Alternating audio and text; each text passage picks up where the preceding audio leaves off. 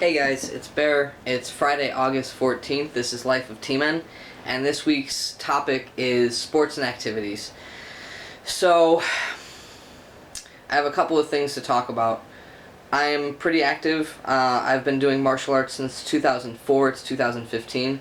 I hold a couple of black belts. I got two black belts in 2012, and I also hold several other ranks in various other arts. Because my gym covers a lot of different arts, so I have that open to me. For me, coming out as transgender, I had to think about several things, and everybody does, and that was one of the things that I really thought about is how is this going to go over with martial artists and people that I've been training with, for 10 plus years. And I talked to various people privately, and in the end, it was something that I had to do, and I haven't really had any impact negatively. People have been pretty cool. Anybody that I socialize with, was already cool with me. There weren't very many people that had negative reactions or anything like that. And nobody's been like, oh, I'm not going to train with you, you're a freak or anything weird like that. I've had just the normal sort of people getting used to new name, new pronouns. And people put a lot of effort into that at both the gyms that I train at regularly, and I was encouraged after a couple of months to start using the men's room and the men's locker room, which I did. And yeah, nobody's been a douchebag about it. So that's my experience. I live in Chicago, so most people know it's a pretty open city. It's obviously going to be different for you if you're in a less tolerant place or a smaller town or something like that. But that's been my experience. It's been really positive. So, I wanted to give some advice as far as being at the gym and working out and fitness on T. So, first and foremost, one of the things that we deal with as trans people is the fact that our name doesn't suit our gender identity. So, if you haven't had your name changed yet and you're going in to register at a gym or anywhere, I would advise you to go in, present your legal ID, and say, this is my legal name, and I have a preferred name as well. I'd like that noted on my file and followed strictly. I've done that I did it before I had my name changed with doctor's offices and stuff like that. If you're signing up in a new gym, and you feel comfortable coming out, that's what I would say doing, Otherwise, you're kind of forcing yourself into the closet, and you might make the situation more complicated. If you're already established, then you have to deal with coming out and finding out if you're accepted and kind of working forward like I did. Along with that, if you're signing up in a new place, the locker rooms and the bathrooms are a big obstacle for people. Again, if you feel comfortable coming out with the staff, I would tell the staff, so that they can keep an eye on you and make sure that you're safe in the locker room of your choice, and so that they can field questions properly if somebody questions it or complains. People are really nervous about using their appropriate bathroom because they're worried. It's a very small space. It's an easy space to assault somebody or to be, to have a confrontation, and so people are worried about their own safety. So if you feel safe and comfortable going in your preferred locker room or bathroom, I would advise you to do it, and do it boldly. Tell the staff, walk in there like you belong there, because you do, and just watch yourself. Pay attention. Don't sit there and text or be distracted by your phone. Get in there, change your clothes, pay attention if somebody's giving you the stink eye, and then get out and do your thing. If you're dealing with pre-surgery body, for FTMs specifically, we have breasts, and they need to be bound, and they need to be dealt with when you're changing. I would just go in the stall. That's what I did at both places. I would go and change my top in a stall, and then go back in the locker room and finish changing and getting ready for class. Make sure that you're safe. If you don't feel safe, get out. If you don't feel safe going in, don't go in. Again, it only puts you in a more complicated situation later where you're going to have to move from one to the other, but if that's the step you need to take and that's how you feel comfortable, then that's what you should do. Working out for FTMs, again, we're wearing binders to flatten our chests. Binders are not super safe to work out in. It's really advisable that you don't work out in one. They're putting a lot of pressure around your thoracic cavity, which contains your heart and your lungs. So they make it more difficult to take a deep breath, and they make your heart work harder to pump blood around your body. Both of these things are really essential when you're working out. You need oxygen to fuel your muscles and to keep you conscious while working out, and you're gonna raise your blood pressure anyway as you're doing activity, and so if you're putting even more pressure on your heart to pump blood around your body, it will raise your blood pressure more, and that can be a dangerous situation as well.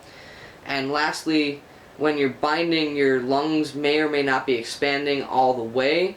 You may not be getting as deep a breath, which can cause fluid to gather in the bottoms of your lungs.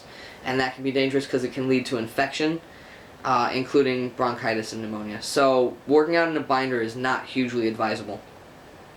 That being said, I did work out in a binder for the last couple months before my top surgery, and I did it because I was feeling dysphoric enough. I was starting to pass with new people because of testosterone, and my friends, my peers, my instructors were trying really hard to update their pronouns and stuff, but because of the appearance of my breasts, it was just causing difficulty, or new people would meet me and kind of be confused. So it was causing enough issues that I decided to try it.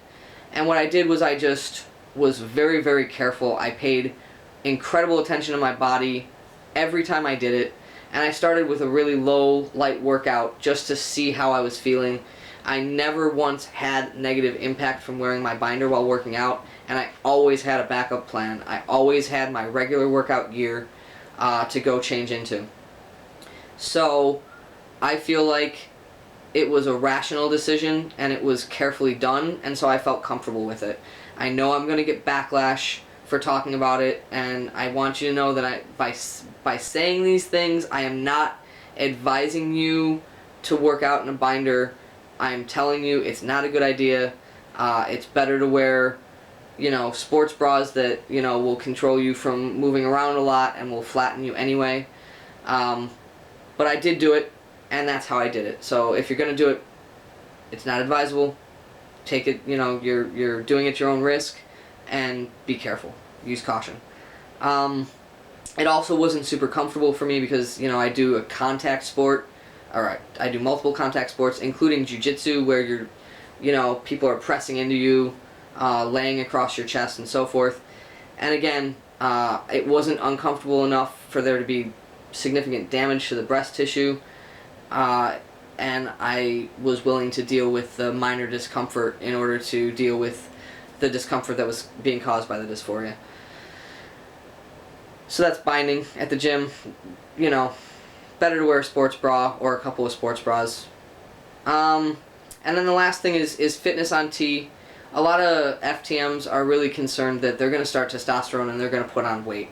Well, whether you put on good weight or bad weight, you're probably going to put on weight. Testosterone causes a lot of growth, including muscle growth. I put on 7 pounds after starting T, and I had a body mass index test after a couple months, and I had lost about 12% body fat. So I put on, 7 pounds, I put on a lot of muscle, and I lost a lot of body fat. You may put on bad weight though. Whether you're going to put on good weight or bad weight really depends on your level of activity and your diet. So, like I said before, T causes growth in several different areas of your body. It's going to cause your vocal cords to grow. Your hair follicles are going to produce coarser, thicker hair, and more of them are going to produce hair. I have hair in places that I never grew hair and never shaved before. Your skin is going to toughen and thicken. Your muscles are going to grow, like I said. Your genitals are going to grow and change. And I'm sure that things are happening internally as well with your organs. So T causes a lot of growth.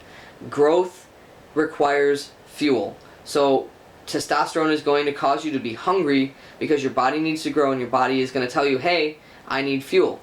So when you act on that, you need to make good decisions, or you are going to put on bad weight. You know, if you just start eating a lot of junk food and fast food and stuff like that to deal with the hunger, your body's going to metabolize that, and it's gonna put on fat.